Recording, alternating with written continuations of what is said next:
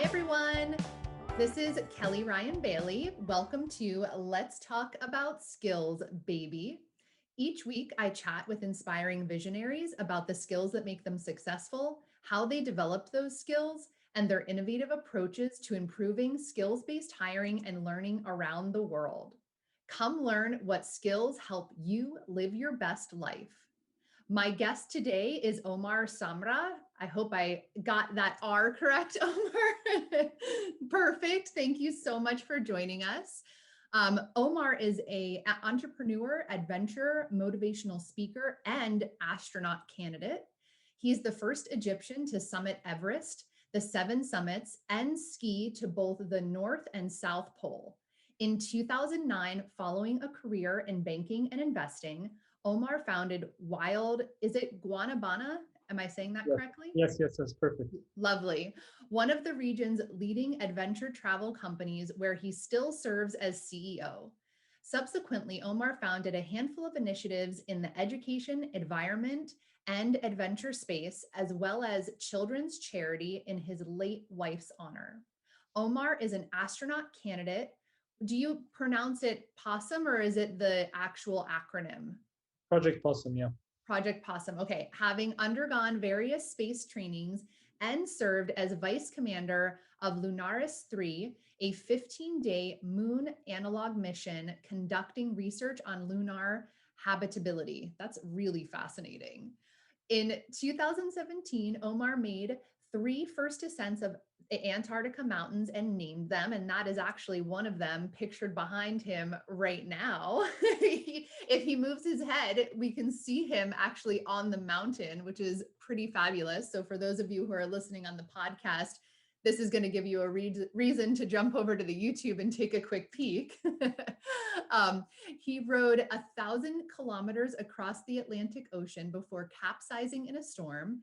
His survival story, which also sheds light on the plight of refugees crossing dangerous seas, was made into a documentary that screened at the Cannes, Alguna Film, Cairo, and Berlin festivals to worldwide acclaim. Omar is a former Goodwill ambassador to the UNDP and an honorary ambassador to Nepal. Omar, thank you so much for joining us today. Thank you so much for having me. Really excited to this. I think it's been a few weeks in the making, so really looking forward. I'm looking forward to it as well, Omar. And I know like a lot of what we discussed prior to hitting record is especially prevalent, not only in this time, but I mean, for me personally. So I am just really excited to hear a bit more about your story. And if I may, I'd love to start with, I think, something that a lot of us tend to go through, which is these sort of like transformations in our life. And one that you made early, which was this investment banker who sort of turned, but maybe not, the turn wasn't so out of the question, because I think it was more turning into your unique self and some of the things you were really interested in. I would love to hear a little bit more about that. Yeah, I mean, so I was one of these people that when I graduated, from school, I had no idea what I wanted to study in university. And then I did pretty well in school and then did subsequently really well in university. But then when I graduated again, I had no idea what I wanted to do for a living. Mm-hmm. And I kind of fell into investment banking, just like probably a lot of people that were in investment banking. I mean, there were people there that were sort of career investment bankers through and through, but most of us were just kind of a bit lost. And we did this because at the time we were talking about the year 2000. This was sort of the kind of job to have, sort of thing. I did it. It was in London, so I got the opportunity to leave Egypt and travel, work abroad, and so on. But it, very quickly I realized it wasn't serving me anymore. I wasn't feeling the impact that I was creating. I didn't really realize, there was no direct line from what I'm doing on a day-to-day basis and how I can see this impact in society or what's going on around me. Eventually, I ended up shouldering a backpack, quitting my job, something that was extremely scary, and I thought about for about a year and a half before I had the courage to do it. And I went on this long journey. I actually backpacked for about 370 days. Wow. Across Asia and Latin America, and then basically spent all the money that I'd saved. Was sort of had to go back to banking because it's the only thing that I knew. Sure. And obviously, when you're away from something like that for a long time, your mind sort of deceives you, and you forget. One of the blessings of life is that you forget the pain. Right. And then I tricked myself into thinking, it wasn't so bad. Banking. I should go back to that. Um, Went back to it, and then it just took me a year and a half to remember like what it was like. And I did learn amazing skills. I mean, don't get Mhm. me wrong. I mean, I think a lot of the success, or or a lot of the things that I did subsequently, I owe it to that time. That kind of hard work, rigor. Mhm. It was completely normalized to put in 16-hour days. And I'm not saying it's a great thing, but my boss would call me on the weekend and bring me in on the weekend and all of that stuff. Yeah. So we're a bit of a soldier, and that's I think that generation, my generation, used to Mhm. approach work very much in that way. And one of my main learnings as a manager later on, when I started up my own businesses, was not to actually look to every staff member, expect them to do the exact same, because things have changed quite a bit, right? Yes. um, but I did eventually decided that I wanted to switch career. And banks, big law firms, places like this are really good at making you believe that you're not good at anything else, and you become so specialized in your department. Mhm. At the time, I worked in syndicated finance, debt finance, things that were very niche, and my job just got more and more specialized over time. And I couldn't fathom that I would be able to do anything else. I just thought, and I was completely lost. So I actually applied, and fortunately got accepted into an MBA program in London, which is with the London Mhm. Business School. I did that for 2 years, and that really opened up my mind, really opened up my horizons to actually, there were so many things out there, so many jobs out there that I didn't even know knew existed. Right. Um, and I made it a point that I wasn't going to apply to any banking jobs, because I would probably get those far easier. And it was a real uphill battle to get a job, to switch career. Eventually, I ended up landing a job in private equity, which is not banking, but it's Mhm. still in the finance realm. But this is Right. a much more exciting kind of field, because you buy stakes in companies, and you help the management sort of turn it around, and you create jobs and so on. But Mhm. then in 2007, after the Everest expedition, which I did after my MBA, a sequence of events happened, and I found myself just taking the plunge and starting up my own business. Wow. Do you think, I mean, because this kind of comes to me when I see someone who builds the capabilities within themselves to overcome, let's say, something that might be a challenge, and in some cases even scary, like climbing Everest, Yeah. or because I'm assuming you weren't just like, oh yeah, it's great, you have to train for that. Um, but when you go through an experience like that, do you think that helps sort of adjust your mindset for when it comes to like your work in life as well? Yeah, absolutely. I mean, it's for your work in life, but generally for your life as well. So you learn some valuable lessons about appreciating the simple things in life, right? So that's something that carries with you in a very powerful way in your day-to-day personal life and relationships. But Mhm. also, it's extremely helpful in work as well. When you get overwhelmed with things, when you feel like there's a mountain of stress on you, you feel that it's almost like the world has handpicked you today to give you a terrible day or something. You can teleport yourself back to those moments, back on Everest, back somewhere Right. when things were really, really dire, and we were actually in objective danger, and all of Right. that, and you couldn't breathe well. It was, cold, it was stormy, all of that stuff, and it kind of puts things back into perspective. So that was one of the main things. But it also teaches you a lot of grit and a lot of perseverance. Yeah. You become very resourceful as well. So you realize how you can make do, or you can do so much with so little. And one of the really kind of underrated things about climbing or hiking or going out there in the wilderness and things like that is the kind of clarity that you achieve as an individual. Like, you have Mhm. so much time to reflect, so much time to be with yourself, to be with your thoughts. So, I mean, sure, you're obviously climbing a lot of the times with teams, Right. but still, even in that context, you spend so much time by yourself, and it's a team exercise, but you're still having your own battle in your mind.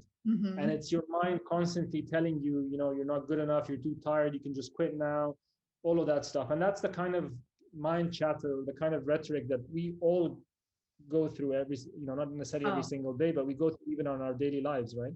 of course. That's what was something we were just talking about. Well, I was quickly sharing right before we hit record that I'm going through that just as we do in life transition moments right now, where I have to continually remind myself, like, and really it's just my mind that is trying to talk me out of it. And I'm like, no, what I really Yeah. want to do is what I'm doing. But it's just our body's way of like helping us stay safe and protecting us. And that is like I'm sure for a lot of people, if you don't go through that on a daily basis, it's at least often, and it feels heightened in times of stress or times of transition or times of overcoming challenges for sure. Have you gone through your own major changes, like career-wise as well? I have, and I feel like I'm on one of those moments right now too, just like you were saying. But for me, the big moment was when I had my third child. So for that point in time, I think I just became so overwhelmed with, having three children, life, the way that work was. I think probably as you may have experienced as that investment banker, like working like 90 hours a week, traveling all this time. Like, is this what I really intended? Even though I loved it, like, is this kind of the life that I was having? And that was about 5 years ago. And I made the call to step out and, start a consulting business and try to basically like re-find myself and focus on myself. And I don't know if it's this year with COVID or, what's going on, but I'm feeling this transitional period again. Like there's this new thing that's happening with starting the podcast and like, what is this all going to look like? Like you said, where are the chips going to fall? Because it's Yeah. sort of exciting and yet sometimes scary. Yeah. And the consulting shift this is how many years ago now? That was about 5 years ago when I made that shift. Now I'm not, I'm still like sometimes consulting, but for the most part, I also have a full-time role now beyond, some of our, as we all have our little things that we're also doing and other initiatives and all. So that's not I don't consult full-time anymore. I've made like a slight transition off of that, but it was sort of like at the time, it worked for me. I mean, it's really interesting because I think the world is changing very rapidly, and when I started my career, I think people used to give a lot of credit and salute people who had a laser focused career, right? So I remember when I was in investment banking, I worked for HSBC, and for a stint, I worked in Hong Kong, and there was a story of a guy who I think was at the time the second or third person in the bank, Mm, and he started in the mailroom. And mhm. it was one of those stories that you would hear over and over. It was sort of lore, in the Yes. bank. And this guy basically, it sounds like a movie. He would go with this sort of, little thing that he'd push with all the envelopes and Yep. deliver the mail. And he had a huge interest in trading, and he would just kind of, when he had time, he would sit and watch the traders and so on.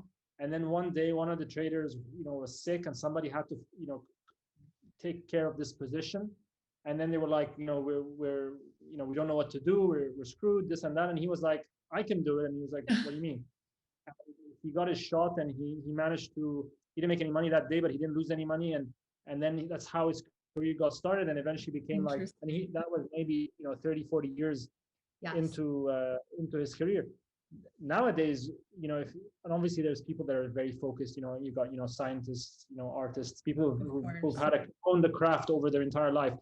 But nowadays, it's considered, people look up to people who are being able to, master so many things, Hmm. um, or be able to kind of pivot very quickly into different things, or explore so many different arenas in life. You've got people like Dr. Dre, artist, producer, this, and Right. that.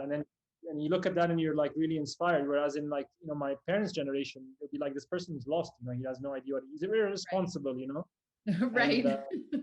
and I My think parents would have said the same thing.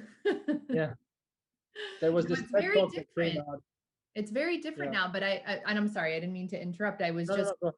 wondering, as you were saying that though, do you ever find Like sometimes you see people that are successful in all of these pivots. Does that ever feel like overwhelming to you? Like, is that, because sometimes I look at that and I don't know if we all do. I don't know if it's like imposter syndrome. I feel like there's a term for it where you're like, I don't know if this is, if I can really do this, or you kind of feel bad that you haven't gotten so far in the same lifespan, where I think we all know that our journeys happen at different times. I wonder how you handle that, this idea that you like the comparison to maybe how other people are making these pivots and trying all these different things. Yeah, I mean, obviously, when you look at people who have like been incredibly successful in multiple careers, sometimes careers don't necessarily are very related to each other. Obviously, it makes you kind of stop and think.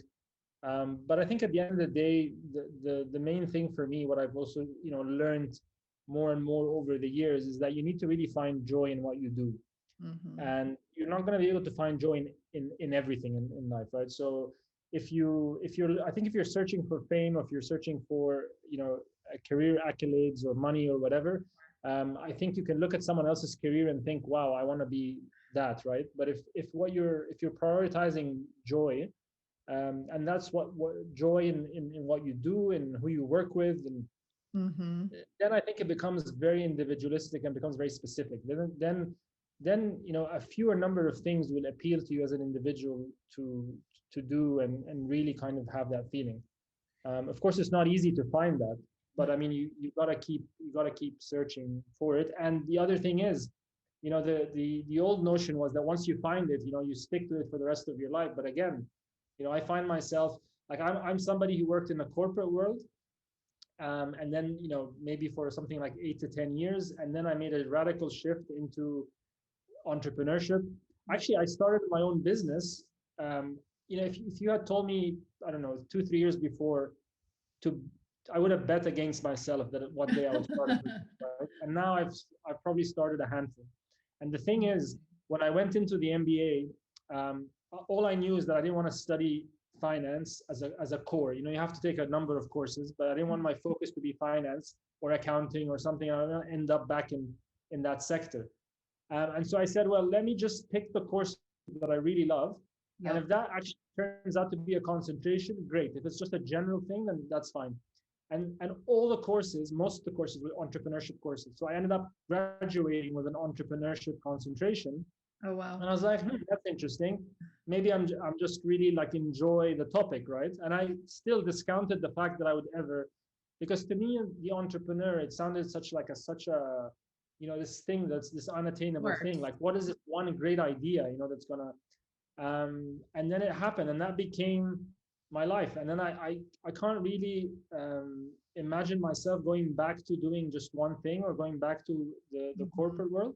But then the really interesting thing, now it's been 11 years, I guess, of doing that, going down that path, and it's easy to find yourself over time not paying attention. I ended up creating for myself a similar situation Mm-hmm. where I feel really stressed out.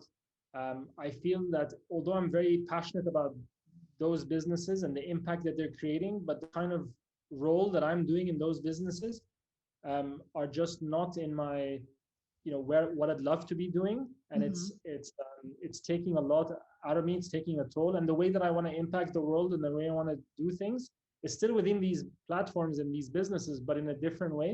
Mm-hmm. And so I'm just saying that because sometimes even with the thing that you love, you can create a situation where you start to feel trapped.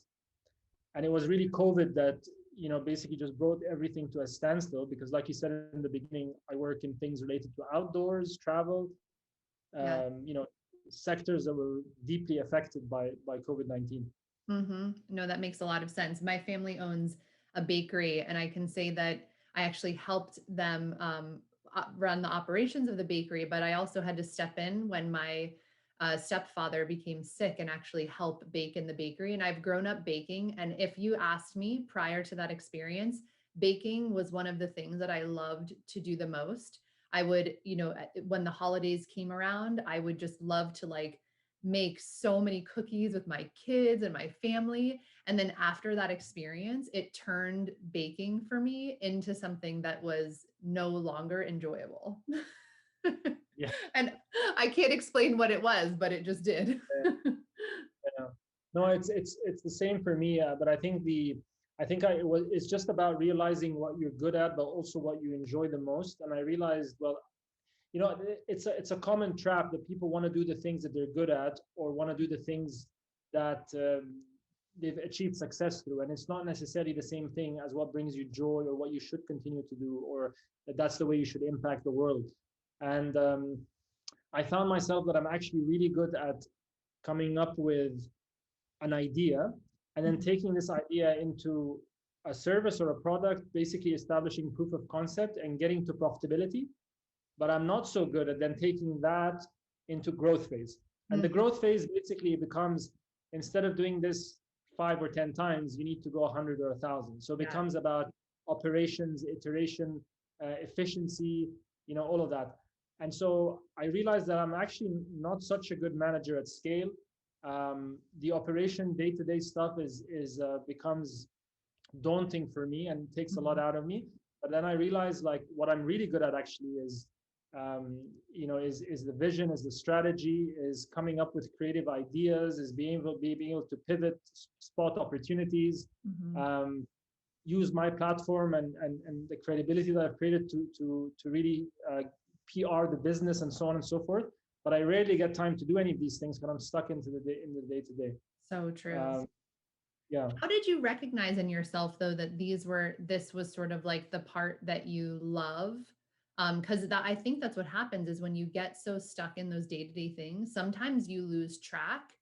And so how did you determine what pieces of this were really bringing you joy? And also that combination of the joy, yet where your strengths lie. Yeah, I mean the parts that it was more pragmatic than anything else. I mean, some of the businesses were not performing as well as they could. They're performing well, but they Mhm. weren't performing as good as they could, because I was spending 80% of my time doing the thing that not it's not that I wasn't good at, but if I got somebody who's good at that one thing, they could probably do it far much better in far less time. And Mhm. I realized that when it came to these other tasks, I was able to perform these things much more efficiently than others, with much more impact in less time.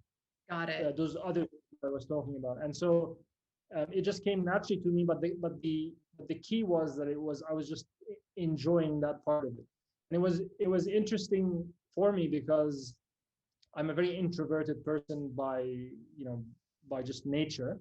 And so being a communicator of ideas, being a person who's sort of a spiritual leader of the business that you create, Mhm. and that sort of thing wouldn't have been, if you asked me 15, 20 years ago, it wouldn't never be the thing that I thought I would excel at in business. And Interesting. because of my banking training, I became very analytical, very Mhm. process driven, this and that. So I thought that this would be my forte, and that's where my comfort zone was.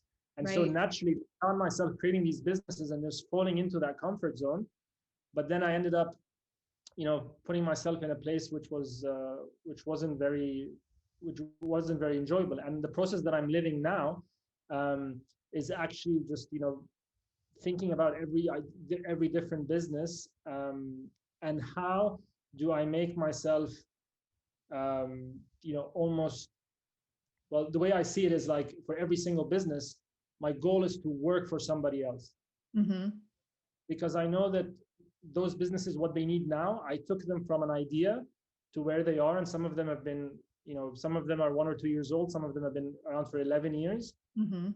And what the business now needs is for me to have a boss, really, Got it. and for that person to tell me, hey, Omar, this is what I want you to do, 1, 2, 3, 4. And then would be the things that I'm effectively hired to do. So these would be the things that I'm good at, and the things that I enjoy to do, right? So because when you hire someone, when I hire someone, I want to hire someone who's good at what they do and Mhm. finds, joy and passion of doing that, right?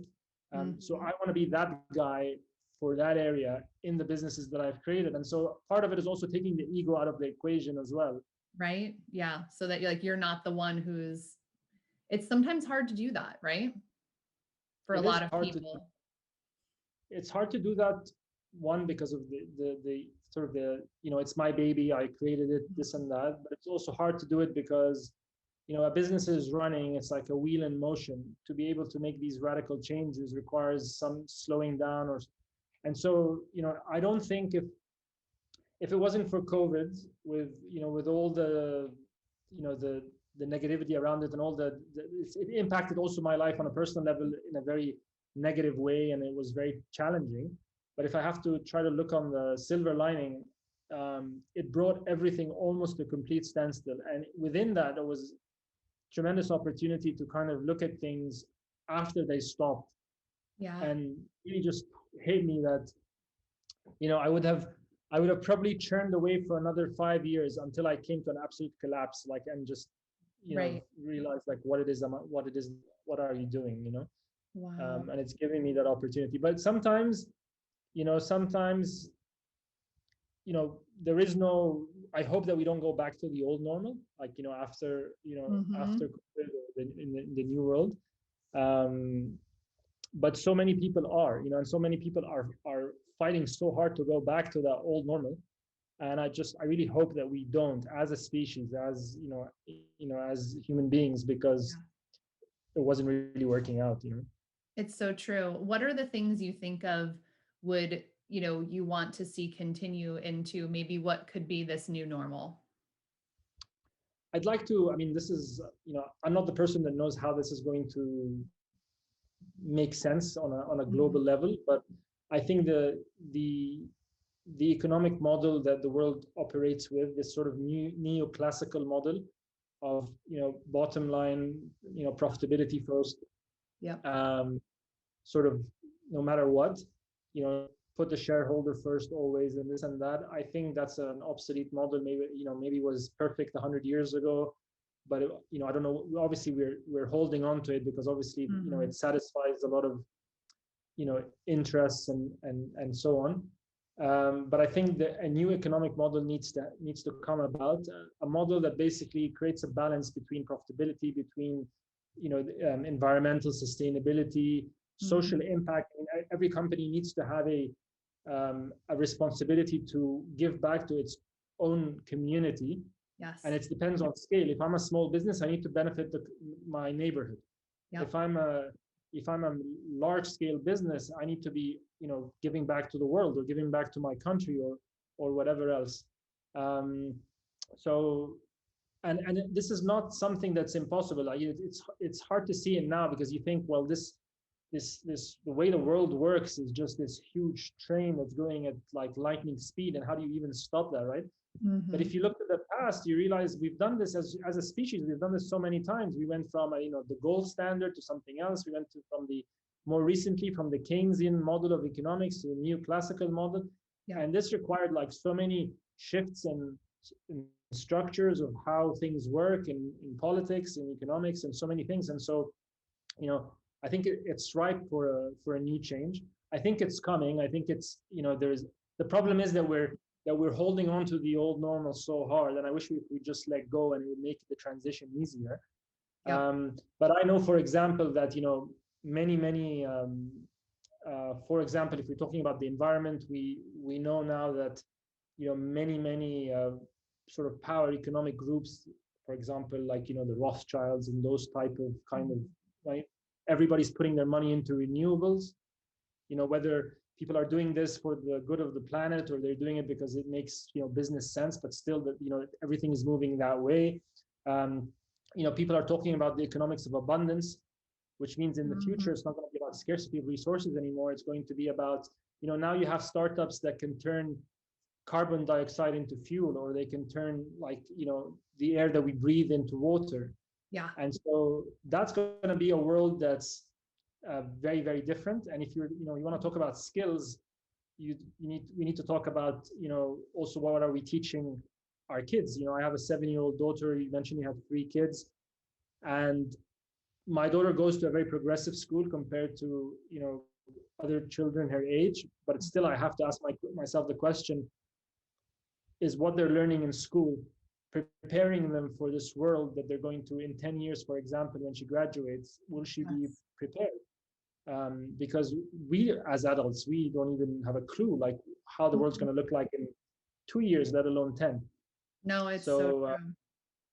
yeah, And so it's I, and then the way we were taught too, that's and it's this still like I love to hear the progressive nature of some areas of education, but in all honesty, a lot of the same traditional models that are built on those economic models that have been around for so long, still the same way that we're taught as young people in school and as we continue. yeah, and still, I mean, like, when I was studying and when I was in school, it was all about grades, it was about homework, it was about getting into this university, getting into that. When I got into university, it was about getting good grades so I can land this job and that job. I mean, even me as an employer, I don't think I care too much about, like, I don't think I've ever, like, I mean, in recently, I don't think I've looked at someone's where they've graduated from.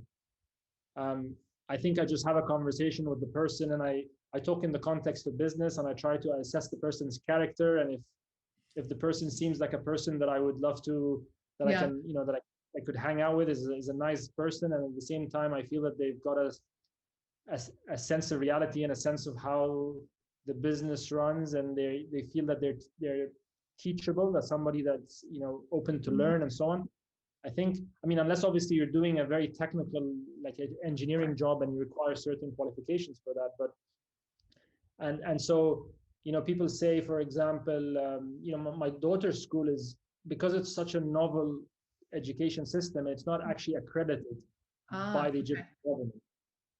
And so a lot of the parents that I talk to, when they meet my daughter, or I post something online, and they say, oh, where does your daughter, because she's always going on about how much she loves school. So Yeah, they're like, my kids never say that.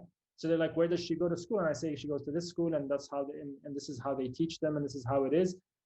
And they're like sold onto it. And then when they talk about accreditation, I'm saying, well, it really isn't. And then they're like, oh, no way, we're not going to do that. And then they're like, aren't you worried about that? And I'm like, first of all, when she graduates, I'm not really sure if universities will still yeah, be a thing. They yeah. may not be. I mean, if I can just go on, I don't know, one of any like MITx or one of those Right. platforms and learn anything under the sun, why pay I don't know how many thousands of dollars for an education? Exactly. And no one's really asking about it. You've got tons of kids who have made like 100 times more money than I have at 14 or whatever, you know. Right. And so things are going to be very radically different. Some of it in an amazing way, and some of it in a scary way. But I'm not going to, at the end of the day, going back to joy, going back to happiness. Like Right. my daughter comes back from And school, she's she's happy. happy, and that's all that matters, right? So tell me, I'd love to hear like a little bit more about what the structure of her school environment, because this is also this topic for me is very interesting and prevalent because of what I'm going through definitely with my middle daughter, but I'm recognizing now when I look at the structure of school for all three of my children, I'm like, the interesting thing is they all have differing personalities, and we're trying to teach them all in the exact same way. Yeah. And why? Yeah, it makes no sense. I think the first thing about it is that it's individualized learning. So, what she's learning at school is not exactly the same as everybody else. Mhm. She exists within a small bubble of like 6 or 7 kids. So obviously there's stuff they're doing together. Mhm. Um, but she could be doing grade 2 math and grade 1 English and grade 3 something else if she really excels at it. So there's no necessarily a pressure of like, oh, I'm not doing as good as people my age. Mhm. But at the same time, they do a lot of project work. So she gets to collaborate with other people, but also people who are younger than her, people that are older than her. At the moment, there isn't, but at one point, there was a special needs child in the school as well. And that was also like, they were integrated as well into that. That's Um, amazing. there's a level of freedom, so she can walk barefoot in the school. I mean, that's a big thing for Nice. me. It's not, it's for a lot of parents, Yeah, they're she like, could just why be does her. yeah, she can wear whatever she wants. When she was in nursery, like they had this room where they had all kinds of different costumes. And so the first time I walked into the school, she wasn't there yet. I was still looking at the school. and I was walking with the principal, and she was showing me the nursery and stuff, and I just saw this kid wearing a lion's outfit and just sort of roaring and walking around, and I was like, what's going on? And she's like, well, he just wanted to be a lion for the whole day. So he Yeah. wanted to attend his entire day of school as a lion, and that's cool, Yeah. you know. And you know, when I was going to school, I would have given him detention, or like, you know, Oh, yeah. gotten a ruler on my wrist or Yep. whatever else, you know. Yep. And I can see the impact on her, because I can see that, you know, the and obviously I try to also, you know, you know, we talk about these mountains, you know, I named the mountain after her, like, with the Yeah. hope that one day she'll be like, maybe I'll go to Antarctica and try to climb Mount Tila or whatever. But Right. I try to talk to her in a way where there's no ceiling, you know, like Yes. you can achieve anything you want in life. I don't think that's the same rhetoric that a lot of our parents No, had for us. It was coming out of a good place. of You know, they course. wanted best for us. They wanted to keep us safe and so on. Um, but you know what? Like my mom was, bless her. I mean, she was actually my inspiration for a lot of things, because my two elder sisters are special needs, and she opened the first private school in Egypt for special needs Mm. kids, and so on and so forth. So her life is just a big uphill battle. But Wow. because I was the first quote unquote like normal kid in the family, she was overly protective, like all the time about everything. Oh, Uh, and you know, at the end of the day, what did I do? I went off, climbed Everest, and did these things, and so I tell her, you know, jokingly, like, it's your fault, right? You held me, you protected me so much that I just went.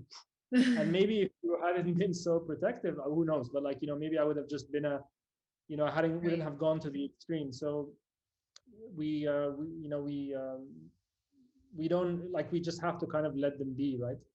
Right. No, I love that. And I think it's just such an interesting way to think about learning, especially at the young ages, because I'm finding that to be, you know, we're shaping sort of this next generation. Like we talk about this future, and what that will look like that we all don't know yet. And it's really fascinating to see all the changes that are happening afoot, like along the way. So for you, Omar, like I know you mentioned you're going through transition now too. So, you know, I know it sounds like you're looking for your bosses, but for your existing things, but what else is next for you? So basically, I mean, it's hard to articulate it like really well, because I'm in this influx, let's say, like I'm trying Yeah. to, you know, to discover myself. So I mean, I turned 40 a couple of years ago, and I look at this as my second life, you know. And so the second life is basically, I'm trying to learn from quote unquote like the, not mistakes, but like the things that I could do better. Hmm. um, I want to create more impact. I want to, in the sense of, I want to impact more and more people's lives in a positive way. I want to, I'm Hmm. very passionate about the environment, so I want to play a role as much as I can to, you know, for the next decade is crucial in terms of, you know, if we're able to turn this thing around. Right. Education is something I'm very passionate about, like we were talking. So I'm trying to be involved with a group of people who are trying to, you know, sort of turn the education model on its head, and so on and so forth. Um, but basically, it's you know, I would love to be able to focus on the things that you know, bring me the most joy, the things that create the most impact, um, and and do more of that. I mean, without getting into, obviously, for every single business, there's a specific plan and so on. But Hmm. I also trying to sort of blur the lines between business and spirituality.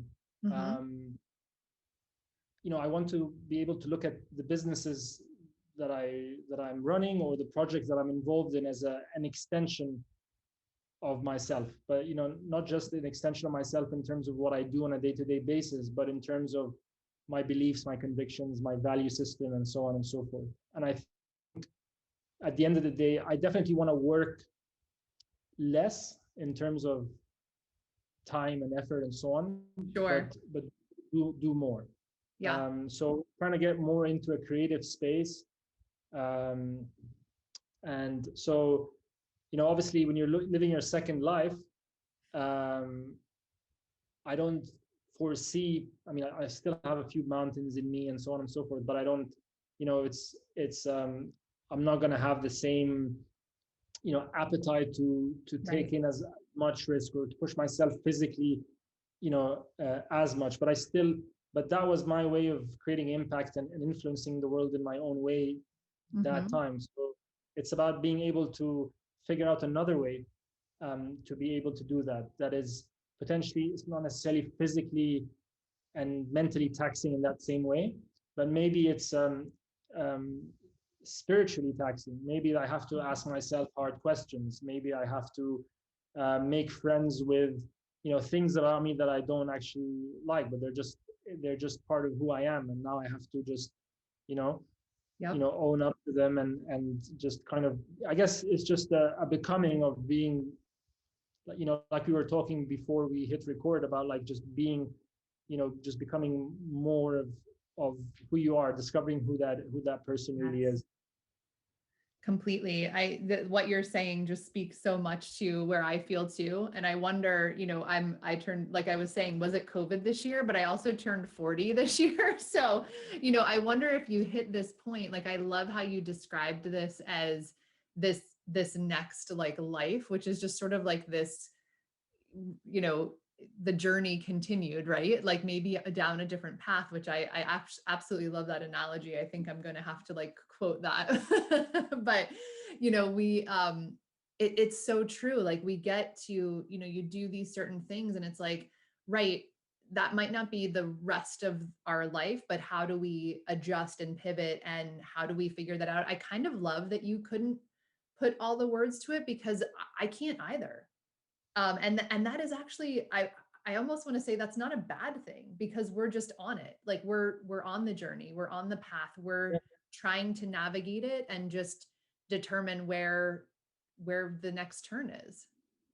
Yeah, I'll tell you something. Like when I talked about quitting banking the first time, going traveling the world and so on, there was a moment in time when, in the Middle East you live with your parents far more longer than you guys, right? So Mm-hmm. it's or maybe in Europe, the US, it's a little slightly different, but we don't get kicked out of our parents' house. We fight to leave it.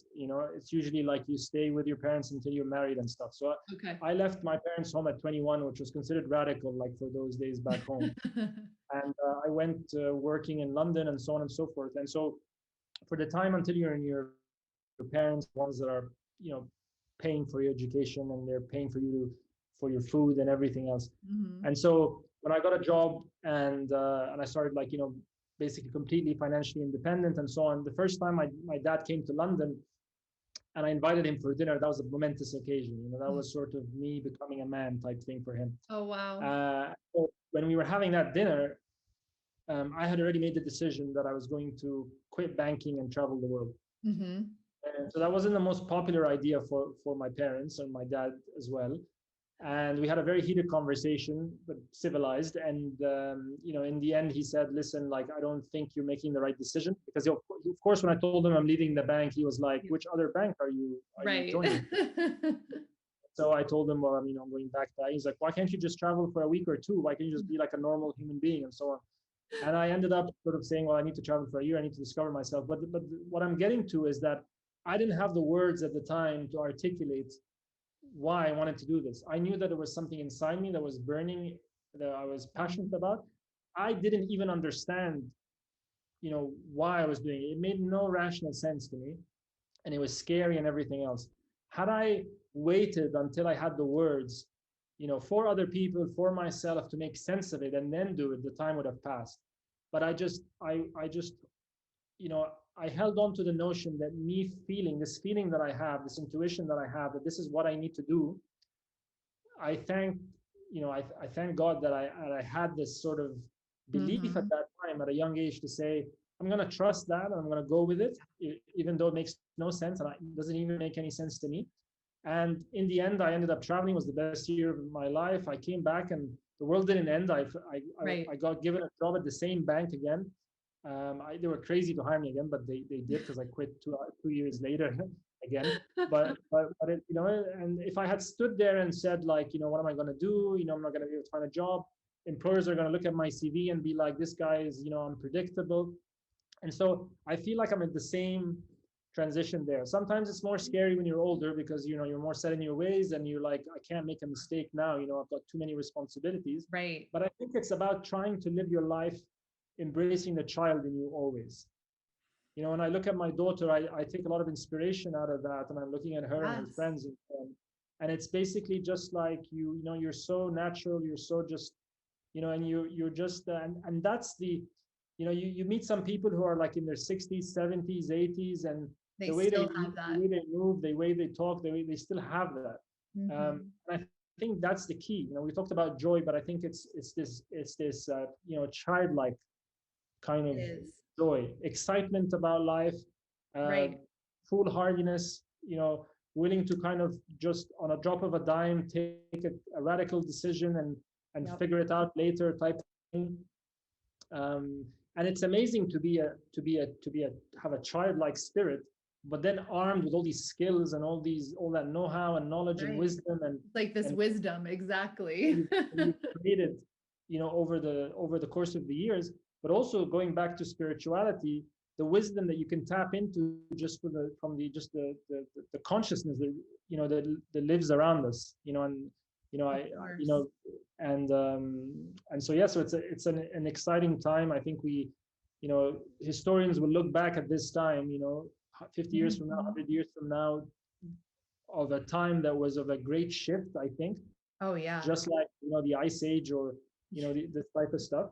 um, and and it's perspective at the end of the day. I mean, we can look at this time as sort of the one of the darkest times of our recent history, Mm-hmm. and in many ways it is. And I'm somebody who lost both my sisters in a span of a month this summer due to COVID. So I mean, I'm not, I talk about it completely understanding how difficult things are.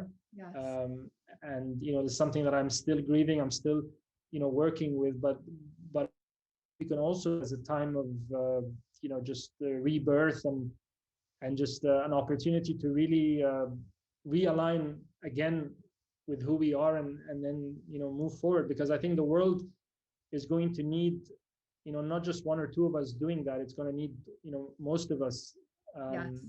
thinking that way. Yes, you've just put words to the exact feeling that I've been having, which is like I cannot describe fully what it is, but it's a feeling that I have inside that just feels 100% right. And that's what when I feel myself getting overwhelmed, as we do in these times of like the new thing, I call it like my gut check, where I just like check in with myself. Does this still feel right to me? Because like maybe Yeah, all the things aren't happening the way we hope and as quickly and all of those things, but when I know that it feels right, I'm like, okay, everything else is going to be fine. yeah.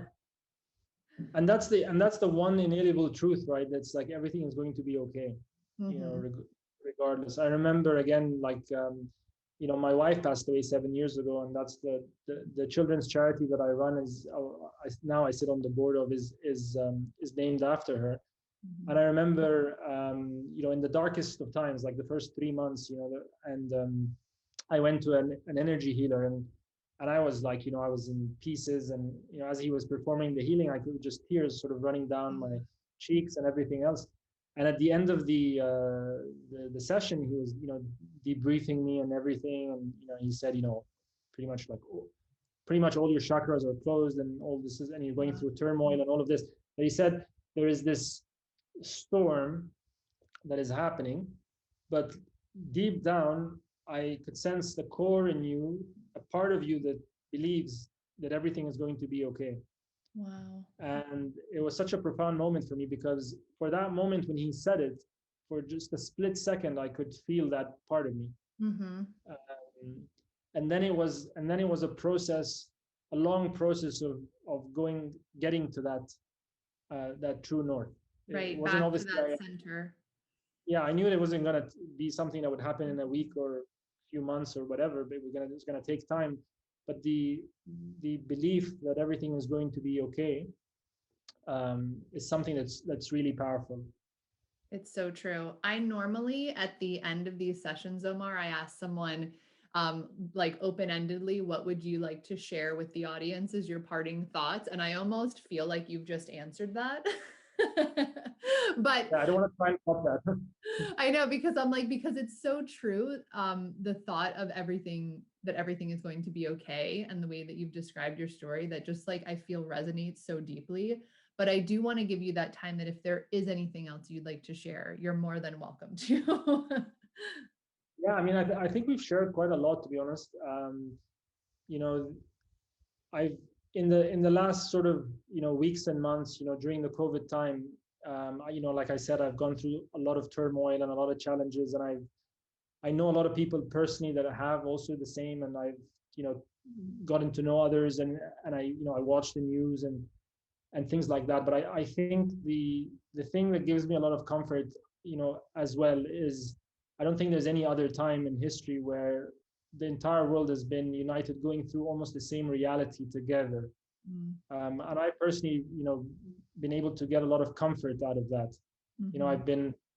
I've had the opportunity to, to be on calls with people in India and in Nepal and places like that. Because my Mm. travel business, it's an international travel business, so I have a lot of partners all over the world, and we're there has been times when you know um, Ebola is happening in Africa, so our Right. part of business in that part of the world has to stop and we shift business somewhere else. But this is literally a time when every single, and we run trips in 20 different countries, and literally every single person's been affected the exact same way. Yeah. And so that has actually brought us so much closer. That's just through my own circle of connection. Mm-hmm. But even on a subconscious level, it's brought us all very much closer to each other, even people that we don't actually know. And I think so. If there's an opportunity, if there's a time where the world can start to really heal itself and mend itself, not just the environment, but also people's relationships and all the polarity that exists in the world today and the polarization of ideas and so on. I Mm-hmm. think this is the time, this is the opportunity to do that.